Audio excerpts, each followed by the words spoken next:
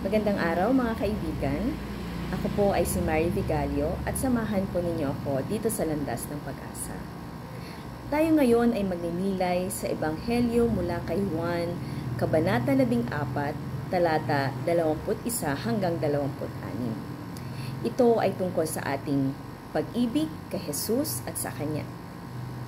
Ito ay tungkol sa ating pag-ibig kay Jesus at sa ating Ama bilang Kanyang tagasunod, gayon din ang Kanyang pag-ibig sa atin.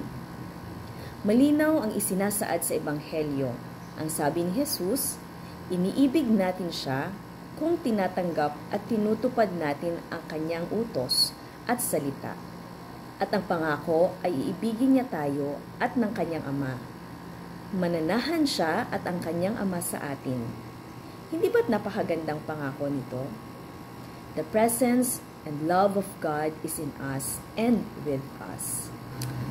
Sa kabilang banda, sinabi ni Jesus, ang hindi tumutupad sa aking mga salita ay hindi umiibig sa akin.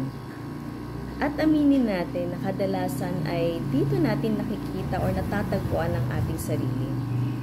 We fail to choose to love God. Sa tuwing pipiliin natin ang ating sariling kagustuhan, sa tuwing pipiliin natin na mas magtiwala sa ibang tao, sa ibang bagay o kaya sa ating sariling kakayanan kaysa sa kakayahan ng Panginoon. Sa tuwing pipiliin natin na ipagwalang bahala ang pangangailangan ng ating kapwa, sa tuwing hindi tayo nagpapakumbaba at hindi tayo nagpapatawad, sa tuwing tayo ay nagkakasala.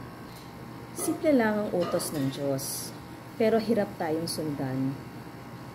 Madalas nabibigo tayo, hindi natin kayang ito mag-isa. Ngunit salamat sa Ama dahil sa pangako niyang patnubay, ang Espiritu Santo. Sa tulong ng Espiritu Santo, tayo ay magagabayan, mapapaalalahanan, matuturuan sa salita ni Jesus at ng Kanyang mga utos. Kaya sa bawat araw, anyayahan natin ang Espiritu Santo na samahan tayo upang palagi nating piliing mahalin ang ating Panginoon. Ang isang taong nagmamahal, ang nais niya ay maging maligaya ang kanyang minamahal. Gagawin niya ang lahat upang maging kalugod-lugod sa taong iniibig nito. Nawa po ay maging kalugod-lugod tayo sa tunay na pag-ibig kay Jesucristo. Kung kayo po ay na-bless ng video na ito, paki-like and share ang Pathways of Hope sa inyong mga kaibigan at maging boses ng pag-asa.